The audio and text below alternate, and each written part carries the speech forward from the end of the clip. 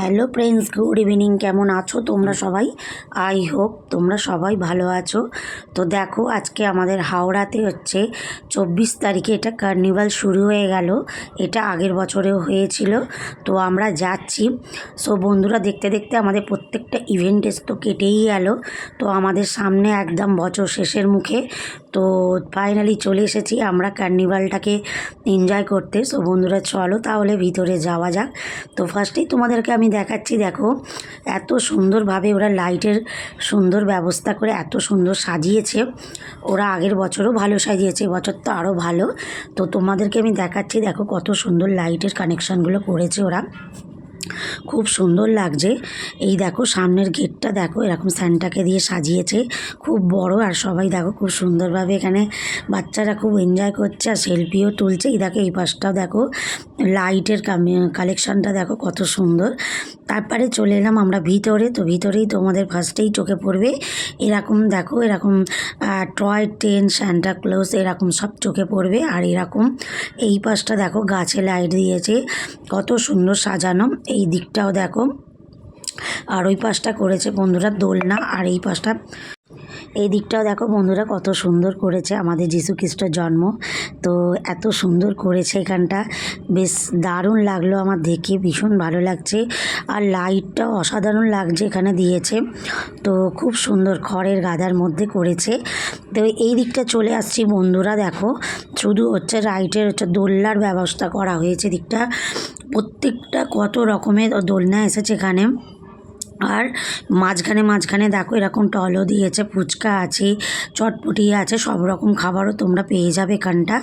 তো অনেক বড় এরিয়া নিয়ে করেছে এটা, ডম্বুরজলা স্টেডিয়ামের কাছাকাছি, শিবাজি সংঘর কাছে এটা করা হয়েছে। তো হাওড়া কার্নিভাল উৎসবটা তোমরা পারলে একবার এসে এখানে এনজয় করতে পারো। তো এটা এখন হবে আমাদের 1 তারিখ পর্যন্ত আছে, জানুয়ারি মাসের। তো দেখো বন্ধুরা, এইখানেও দেখো এই বাচ্চাদের এই দোলনাগুলো ভীষণ ভালো লাগে। তো আমার তো ভীষণ ভয় লাগে এই দোলনাগুলো চাপতে, তো আমি দেখছিলাম জাস্ট দাঁড়িয়ে। তো খুব ভালো লাগছে, সব রকম মিলিয়ে আমাদের খুবই ভালো লাগে এটা এনজয় করতে। তারপরে চলে এলাম বন্ধুরা একটুখানি এই পাশটা, এদিকটা এখনও দেখো এখনও বসবে দোকানগুলো, এগুলো যেগুলো দেখাচ্ছি এগুলো একটু ফাঁকা রয়েছে, এগুলো কাল পরশু করে ভরাট হয়ে যাবে। আর এগুলো মোটামুটি তোমার ভর্তি হয়ে গেছে, দেখো বসে গেছে। এটা দেখো সুন্দরবনের কোটারা, মানে ছেড়ে কাটার যে কাজগুলো হয় মাটির, সেগুলো এখানে এসে বসেছে। বিভিন্ন ধরনের জিনিস তোমরা এই মেলায় এলে পেয়ে যাচ্ছ তোমরা। এদিকটাও দেখো সান্টা ক্লজের কত সুন্দর সাজিয়েছে। তারপর চলে যাচ্ছে আমরা লং, একদম দেখো ওই পাশটা করেছে ফাংশানের ব্যবস্থা, মেলা আছে। তারপর দেখো এদিকে ডান সাইডে পড়ে যাচ্ছে এত সুন্দর ঝিল। তো বন্ধুরা এই ঝিলটা খুব সুন্দর, দিনের বেলা এলে খুব ভালো লাগে। তো এই ঝিলের গায়েই এটা করে। তো আমরা যাচ্ছি ওদিকে ফাংশানটা একটু এনজয় করতে। তো বন্ধুরা সেদিনকে খুব ঠান্ডাও ছিল, তো সবাই এসেছে। তো দেখো খুব ভালো লাগছে, লাইটগুলো দেখো কত সুন্দর দিয়েছে। তো এই পাশটায় দেখো ফুচকা, আইসক্রিম, আর এই পাশটা তো তাই। আর প্রচুর পরিমাণে বন্ধুরা ফুডের খাবারের জিনিসটা বেশি করেছে ওরা। তো এই দেখো এদিকে বুটিকের কাজের জিনিস বসছে, আর এদিকটা দেখো তোমার ককটেল যেটাকে বলে এটা বসেছে। আর এই যে দেখো ফাংশান হচ্ছে। তো আমার ভয়েস দিতে একটু প্রবলেম হচ্ছে বন্ধুরা, যেহেতু আমার গলাটা একটু ধরেছে ঠান্ডার জন্য। তো দেখো এখানটা সব নাচছে, তোমার সাংস্কৃতিক অনুষ্ঠান হচ্ছে ফার্স্টেই, তারপর গায়ক উঠবে। তো এখানটা দেখো এগরোলের স্টল বসিয়েছে, আর গাছটা দেখো অপরূপ লাগছে সুন্দর। আর এই দিকটা দেখো এই যে ফাংশানে সব নাচছে। তারপরে আসবে তোমার কুমার সঞ্জয়। তো প্রত্যেক দিনই এইটা থাকে, 1 তারিখ পর্যন্ত চলবে এই ফাংশানটা। আর খুব সুন্দর নামি দামি গায়ক আসছে, তো পারলে তোমরা একবার এসে ভিজিট করতে পারো। তো এই দেখো এইখানটাও দেখো ককটেল বসেছে। তো এই দিকটাও দেখো বুটিকের কাজ বসে গেছে। তো সব রকম মিলিয়ে বন্ধুরা খুব ভালো লাগছে মেলাটা, তোমরা দেখো। আর বিভিন্ন কম দামের মধ্যেও পেয়ে যাচ্ছ, এমন কিছু সব দামও নয়, আর সব কিছুই পেয়ে যাবে। আর এখানটা দেখো যারা রিলস করতে ভালোবাসো তারা এগুলো মাত্র 30 টাকা করে নিচ্ছে, করতে পারো। সো বন্ধুরা চলো তাহলে তোমরা মেলাটাকে এনজয় করো, আর আমি একটু এনজয় করি।